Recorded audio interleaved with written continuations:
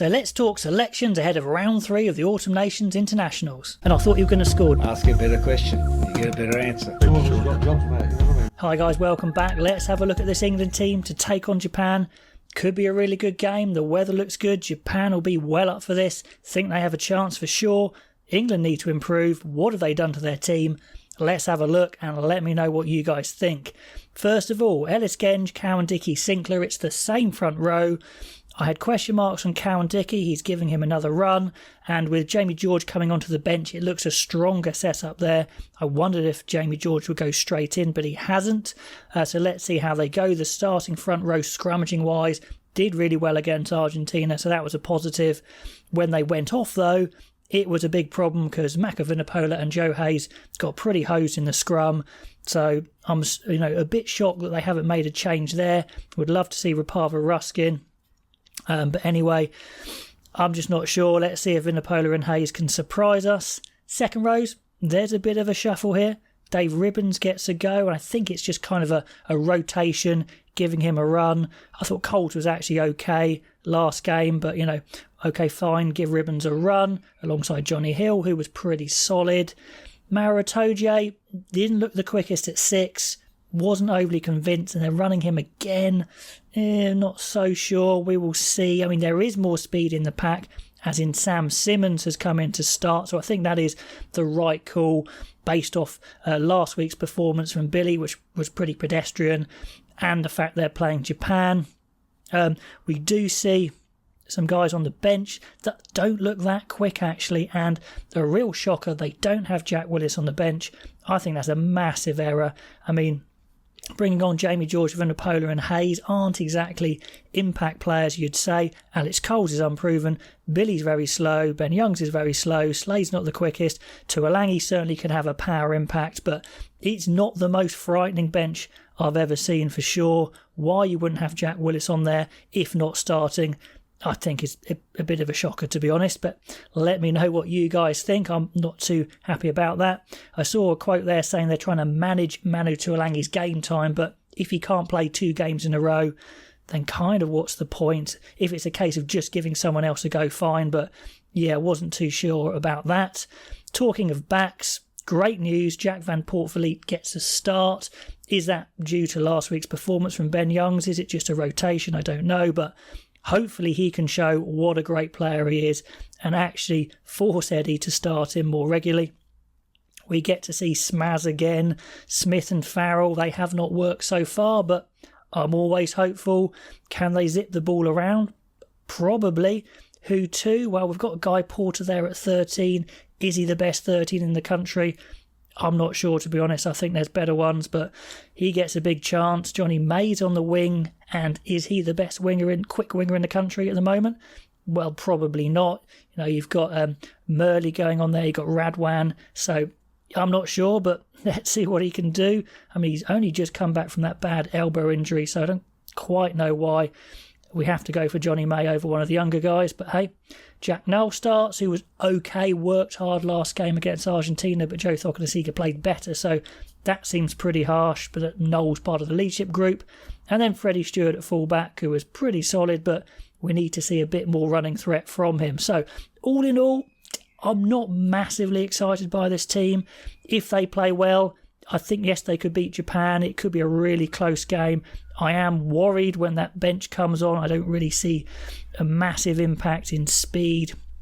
But hopefully I'll be proven wrong. Hopefully Smith and Farrell will zip the ball around. Johnny May will look electric and everything is hunky-dory. I'm looking forward to Sam Simmons having a run. So there's a few things there I'm excited by. Jack van Poortvliet started, but as you can tell, I'm a little bit of a downer with the whole selections. Hopefully the performance can step up and really surprise us. Let me know what you think of that England team. Now, I haven't mentioned it for a few videos, but if you do want to get involved in the Guinness Pint Predictor, it's not too late. Sure, you might be a bit behind in the score, but you can still win pints of Guinness for yourself and friends. Over 18s, drink responsibility, all of that. Great fun.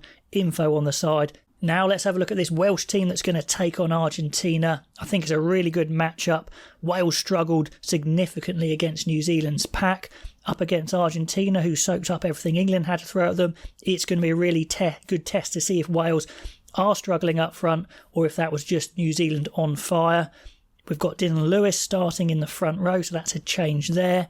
Second rows, the same, obviously Rowlands and Beard, out and out second rows, although on the bench, we did mention, is this the end of the road, or are we not going to see Alan Wynne-Jones in the next game? And that is true. Ben Carter's there, the youngster on the bench, and I think he probably would have more impact, to be honest.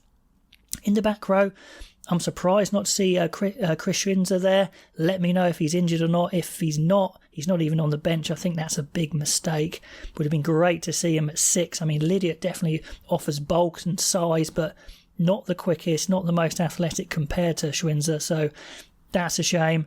Tipperick moves to 7, which I thought he would be. Rafael was injured anyway. I want to see a bit more athletically from Tipperick. Didn't look quite himself last game. Faletau was great, as always. Thomas Williams retains. I wondered if he might swap with Hardy, but it was a close one. Anscombe does revert to 10, which is what I said probably I would have done, and Prieston did okay. I mean, he's on the bench, so that's fine. But Anscombe was meant to start last game. And then in the back 3 especially, we see a big change here. Lewis Rees-Zammit gets a role at 15. That's exciting. I was saying Anscombe was struggling for pace at 15, but has great skills. Lewis Rees-Zammit will not struggle for pace at 15, but let's see how his skills hold up. Dyer gets another run on one wing and Cuthbert comes onto the other. So yeah, pretty exciting. Back 3, maybe a bit more balance in the wingers and also a bit more pace at fullback. Tompkins and North continue, of course. Then on the bench, we mentioned some of them. Elias covering hooker. Jones and Wainwright the props. Carter, we've said. Jack Morgan is the back row replacement. Hardy, Prieston and Owen Watkin rounding out the back 3 replacement and centres replacement. So interesting to see how they go against Argentina. This could be a really, really close game. Looking forward to this. You know, Wales were understandably crestfallen after the match against New Zealand, so they're going to want to bounce back. You know, another win for Argentina would be amazing for them and a bit of a blow for Wales. So plenty to play for in this game. Let me know what you think of that Welsh team. Looking at the Argentinian team, it's exactly the same as the one that beat England. So all rewarded for those heroics last week. In the front row, we can see Montoya again, who had an absolutely fantastic game. Inspirational captain at hooker. They've had lots of inspirational hookers.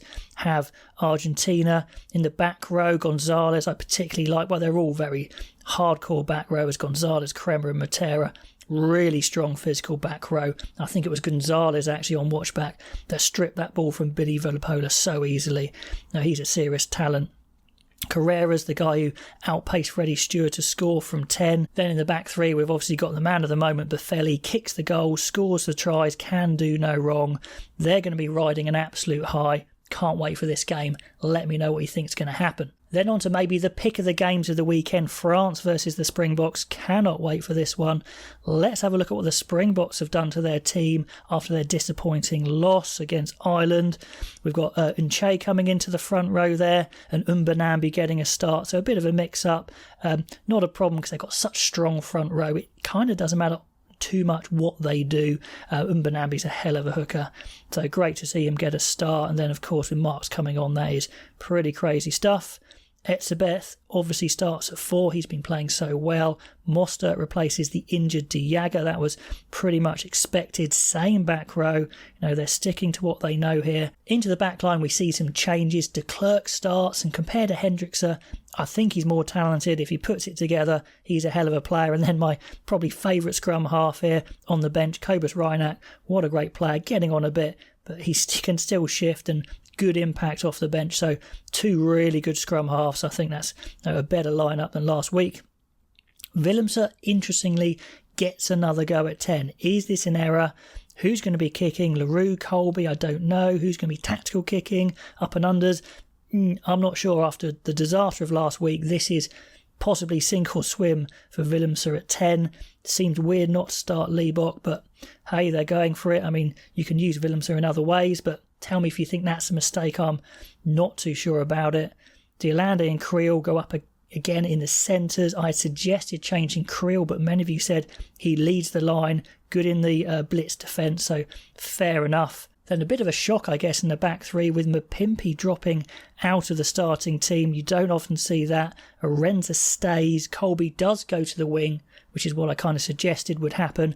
And also something I wanted to happen was Willy le Roux go to 15. His extra width on his passes really adds what the Springboks can do. They do like hitting round the corner hard and then really opening up the width, and Willy le Roux can seriously help with that. Then on the bench, like I said, we've got the proper bomb squad here. Marks, Kitsoff and Koch, great bomb squad. Ori comes on, covers second row. They're not going 6-2 split. So Quagga Smith covers everything back row wise, and his impact off the bench has been phenomenal for the Springboks. Then Reinach, Liebok and Mapimpi covering the back three there. So really interesting lineup. They're going to be well up for this game. It's going to be an absolute cracker. France against the Springboks. Who's going to win? That's going to be absolutely fascinating. Now, talking of France, an unchanged team. Why not? They're full of talent. They got the job done last week. They should be better this week. Look at that pack. The talented Bai, he's great round the park. The big Antonio. Marchand's a fantastic all-rounder. The athleticism in the second row is insane. Flamand alongside Woki, those guys can shift great in the air. The hard-hitting Gelange, Aldreit's all action, and the tall, rangy Olivon. It's just a great balanced pack, a bit of everything. Youth experience, just love it. In the backs, Dupont and Intermac, of course.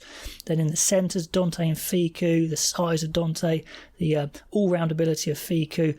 Pinot will not like being skinned by Wright last week. He's super quick himself, so expect him to be firing. Powerful Moefana, and Ramos is just kicking like a dream. Great counter-attacker. And then the same bench as you see there. It's going to be an absolute stormer. Cannot wait. So let's have a look at this Irish team. Loads of changes. Probably expected, probably planned.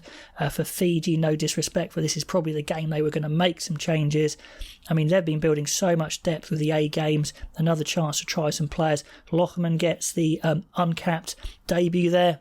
Herring and Furlong. Herring gets a start at hooker. Furlong is captain, so he'll be a crowd favourite there.